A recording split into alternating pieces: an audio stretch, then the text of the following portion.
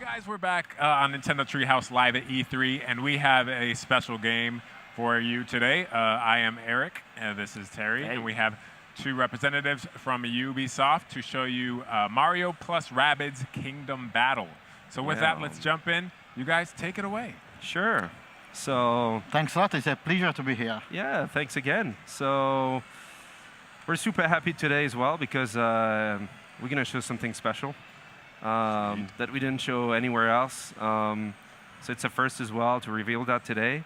So we'll go step by step, but yeah, we wanted to give love and more content as well, and just a sneak peek into the storyline and even a boss fight. So again, Mario plus Rabbids Kingdom Battle is a tactical adventure with the Rabbids and Mario. And already we see a new character on the screen here with Luigi.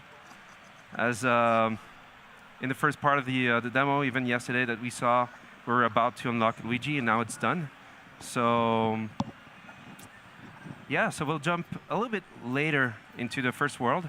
So it's still the beginning of the game, but we felt it was a cool spot to show a bit more advanced elements compared to yesterday. Yes. All right. So that's one of my favorite things about this game is how deep it is. Yeah, so we're super excited to show those elements, and you'll see it's a nice wrap-up like yesterday, but this time with some new elements. So yeah, so that's the Jenga tower that we call. The sun is going down, and it's at the end of the first world, and we can talk about a bit more about the verticality of it. Yeah, this one was it's nearby the end of the first world, and it's really quite different compared to the rest of the game, because instead of being developing horizontally, it goes up vertically.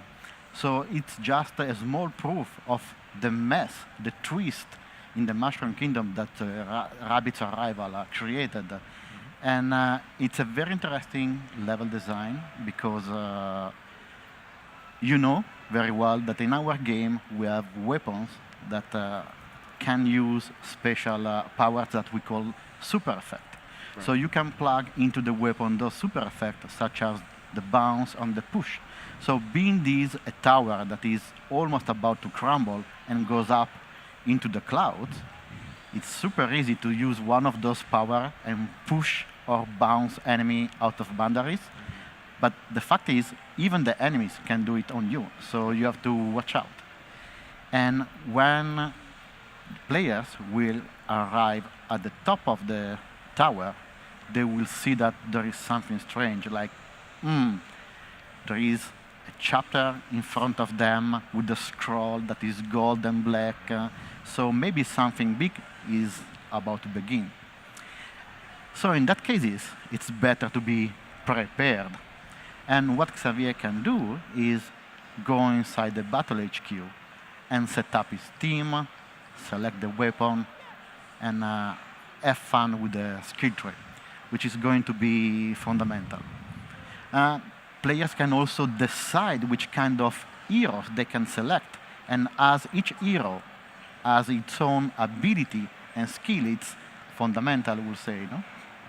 I don't know which is your preferred team, Xavier. Yeah, I already started to select it. I really like Luigi. Like Me too. We saw a little bit of that yesterday, but his health point is really low at this part of the game compared to, for example, Rabbid Peach. But he's really good from far and doing far distance damage. So it's a longer range guy. Yeah, and we see here, for example, Rabbid Luigi that we won't choose today for the fight, but started to have the Vampire Dash, 30 damage. So it's the highest dash damage that heroes have at first with this crew. But he also add Vampire effect, which the enemy become vampired, and then every time you hit the enemy, you get life. Even if Mario is shooting him or Luigi, you're going to get life. So it's a life pool, which is quite interesting. So he's really this little guy.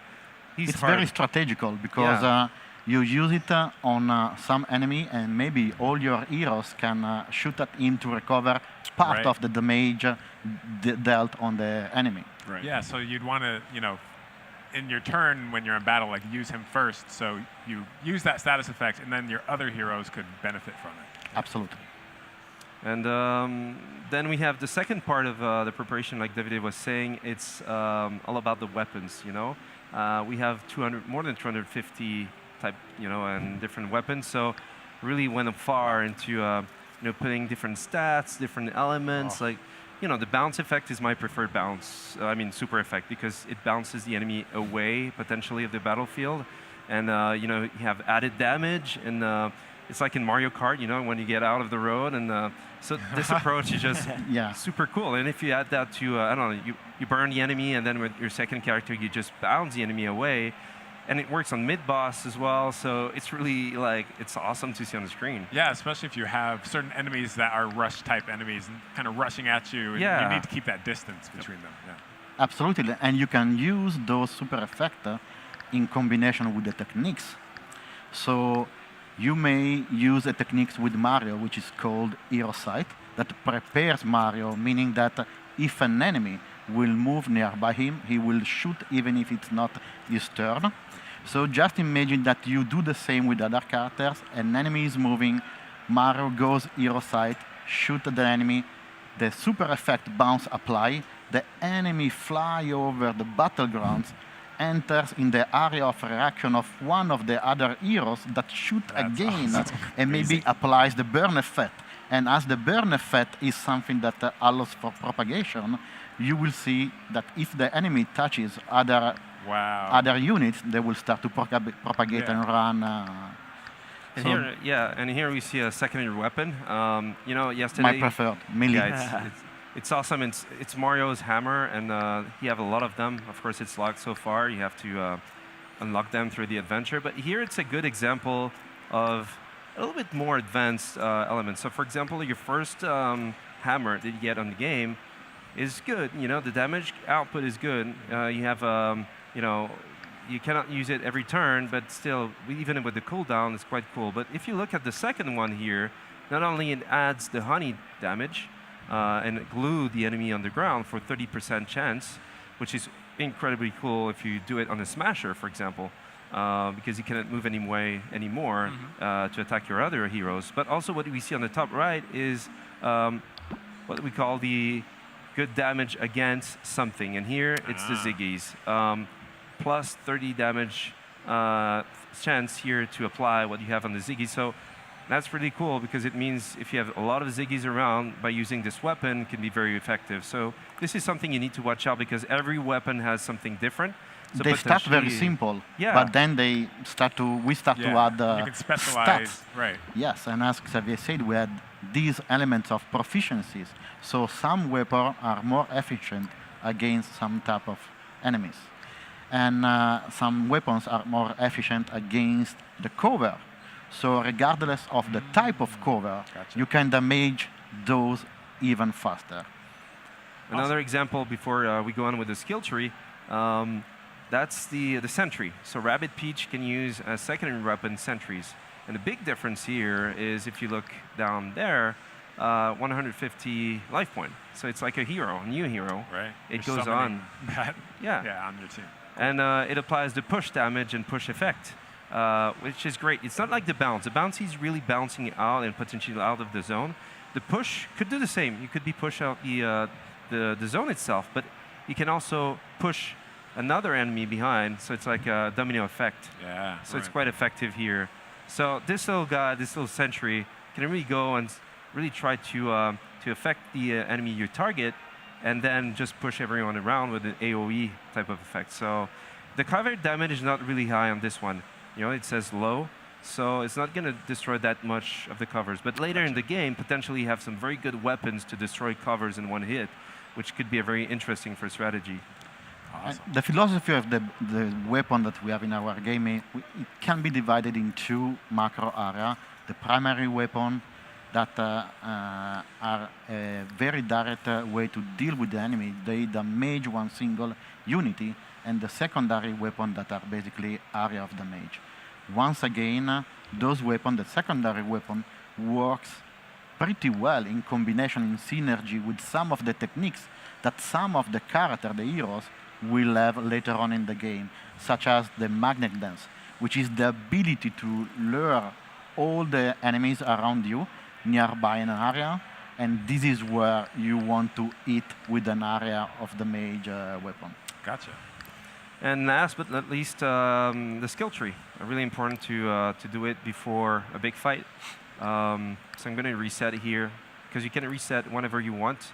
So basically, it's a good way to, so you see the fight seems to be a big fight. You have a lot of covers and stuff. You even have covers that cannot be destroyed. So when you look at that, you can go back to the battle queue and adapt your strategy, your weapons, like we said, but also, of course, the skill tree. So example with Mario. So just quickly, we have move and attack, technique, and other elements that we can add as well. And which are very important, because you can change how much the character can move in the area of movement, or the stamina, or how much health will gain back when he will find mushroom in exploration, or the area of movement outside the pipe, the rabbit pipe that you can find in the battleground. So for example, here I have 40 orbs. So you know those orbs are what you get from fight. If you did very well in fight, you get more orbs. So as soon as you have orbs, you can start to spend them. So the very first element that Mario can do in his moving phase is an upgrade to what we call the stump jump.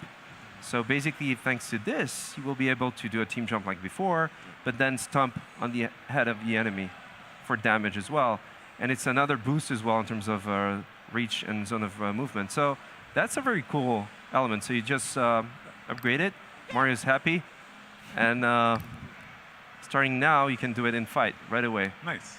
And then it's up to you to upgrade. So you can upgrade your dash damage. And as you proceed into the game, it's going to be more and more expensive. So you'll have to make choices where you want to put your points. So you cannot put your points at the end of the game over everything. You have to choose drastically where you want to go for each of them. So Mario can be very different from one player to another one. Right. And it's really letting the player experiment with the game. It's one of the key features that we wanted to have in the game. But also for the player that doesn't want to, they can press the autofill function. And so basically it's what we decided for the player. The best, recommended skills, the best right. tree, the best path. That's awesome. What's great about I'm sorry, go for it. So what's great about it is too, again, you can reset it every time. And so depending on what battle you're in, you just set it to that current standard, so then you're able to counter for the environment, for the enemy. So it's great that being that you can change it every time, it's a great possibility of different varieties of battle. That's why we wanted to have, before the fight, really have a look into the battlefield itself so you can adapt. That's really The smart. difference with boss fights, you don't have this preparation phase to, it's really up to you to discover what the fight is. So you have to go in a way that you look at the battlefield and, okay, I'm going to try to go for that, but you'll be surprised with the boss because you don't know what's going to happen. That's what it's going to show. I guess we'll see what's going to happen here in a second. Yeah. So I'm going to buy the secondary weapon as well. This Or hammer. you can trust the autofill. Or we can trust the autofill. So this feature is interesting if you want to go straight into the action. So you press Y, and the game says, do you want me to autofill the element? Of course, it's based on what we chose, depending on your rank and where you are. But of course, it's something that maybe is not totally connected to what you would do. But you can have this option as well. So let's go. Can't wait. Pretty excited for this now. Let's do it. So they just arrived on the top of the tower here, so we can talk a little bit more about the story. So Mario, And there is a strange guy there. yeah, and Mario, Luigi, and Rabbid Peach just saw this little guy that we saw a bit yesterday as well. So he's actually the cutest threat ever. He's responsible for everything and all the enemies you see in the game. Why? Because he's able to fuse a white rabbit with something from Mario's world. And why? Because when he's stressed and his stress level is super high, well, he's going to create those enemies. The more stress, the bigger the enemy will be. Gotcha. So Bowser Jr., who observed that from far during the first world, he's like, hey, I can use this little guy for me and create my ultimate army and potentially, take over the Mushroom Kingdom finally, while his father is potentially on vacation somewhere. So he's calling him Spawny because he's spawning stuff. And he's going to test right now and even convince this little guy. This little guy is so naive. that he thinks that Mario and his friends were trying to catch him up to do something with him. So he was super stressed. So when he sees Bowser Jr., he's convinced that he's a good guy. So yeah, I'm gonna join him. And now we're gonna see, a fusion between two things, between the banana and the rabbit, and what it brings on the table. I think Bowser Jr. set you up. Yeah. Love it. So So this we- is yeah. happening really at the end of the first world, and it's the very first boss battle of the game. Awesome. Each world is divided in 10 chapters, like chapters of a book. At the middle of each world, there is a mid-boss fight, and at the end of each world, there is a boss fight.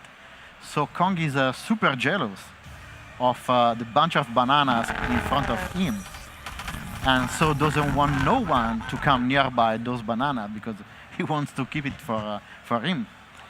And the player here will have really to understand how to deal with the boss. Right. So there is a little bit of observation going on here for the player. So we start to see what we saw yesterday, but a bit more advanced. For example, here, Rabbid Peach. Thanks to the skill tree that we just saw before, she's able to double dash. And her dash damage is at 20. It's a good damage, for Yeah.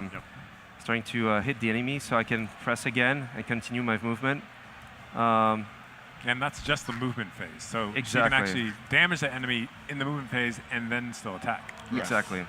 I could attack right away the enemy, but I'm going to show you the second character here Gotcha.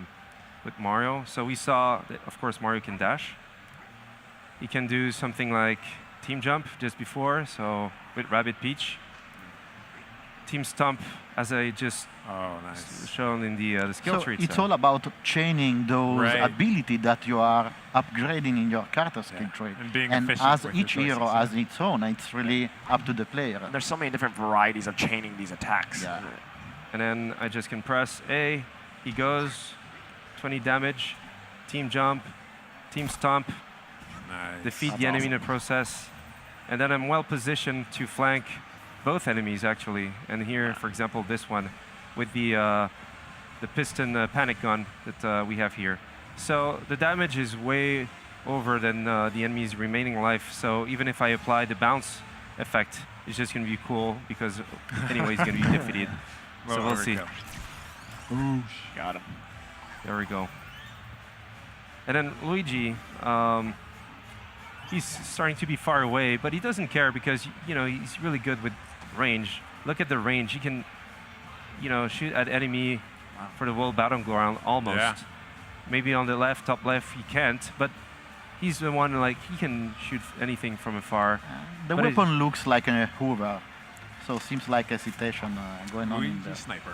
And just before we see the sentry here, and we start to see, where the sentry could go. And it says with the red dot that he won't be able to reach that enemy in the first round. Gotcha. But what is cool is that if the enemy comes nearby by mistake, it's going to explode, Ah, It's right. going to wait for the enemy to enter his zone. So I can try to show this. You'll see. So it's really different. It's a little new hero, and you see this bubble. That's the range. As soon as the enemy enters, he's going to shoot. So let's switch and see if the enemy goes. Rabbid Peach is not well positioned here. I wanted to show for It's in kind terms of exposed. yeah. You didn't protect her very well. And now the sentry can go and continue and do that damage. And you see the cover damage was not great, but still it worked. It worked, and so I'm gonna show the hammer that we bought in the skill tree as well here with Mario, even if it's not needed, as the enemy is almost done. But you see what we saw there was the zone of attack, so anyone around would have been shot. And as I did a lot of damage, a lot of points Nice. can be That's taken. awesome. So that's pretty cool. So one thing, I will try with Luigi. yeah, we can show Rabbid Kong in the past. So in the background. So this is just the first phase. We won't show the whole thing because it's a bit longer. But the thing here with him is that even if I can reach him, like I'm going to do here, it's going to do some damage, but not really. Because every time he eats a banana, he's going to get his life back. So of course we know the game, we know what to do, but basically here you need to adapt. So basically the player needs to find a way to get rid of those bananas. Otherwise Kong will keep replenishing health forever. Got to be perceptive. Yeah. So let's try to go in that zone with Rabbid Peach. Thanks to a team jump. Whoosh. Bam, the bananas just fell down. So Kong is super excited. He's mad now. Yeah. So now, as he's looking for his bananas, And he's cute. It's almost a pity to adorable. defeat the guy. Look at that, the desperation. The animations in this game are so good. It's awesome. so I'm gonna try to shoot. Damn, now we can do damage and apply, which is pretty cool. But the issue is that I was maybe a little too close. Uh-oh. Oh my God. He's super romantic. That's so good. So you have to watch out, because basically it could be really bad for you. So you need to leave the zone and start to shoot again. So for example, with Rabbid Luigi, with a big damage output, with Mario, and then with Rabbid Peach that is pissed. Yeah, this is your time. You got to get that damage Let's in. go. And boom. There we go. So this is just the first phase of the combat itself, and then he's going to move on into new zones, new types of enemies will start. Those waves, if you're not behind full covers, you get bounced away, so your life starts to go down, out of boundaries, etc., etc. So, and that's something that we won't show more Right. because it That would was be too just much. the first phase. And this is a long boss fight. Yeah. It's around 30 minutes, I will say. Yeah, 30-minute boss fight. That's what I'd love to hear. That's so cool. All right, thank you so much for being here. It was awesome to show that. We're super happy. Well, geez, man, this game is turning out so good. I'm really impressed. So, Thank you. Thanks a lot. thank you so much for watching. Next up, we have an exclusive look at Super Mario Odyssey.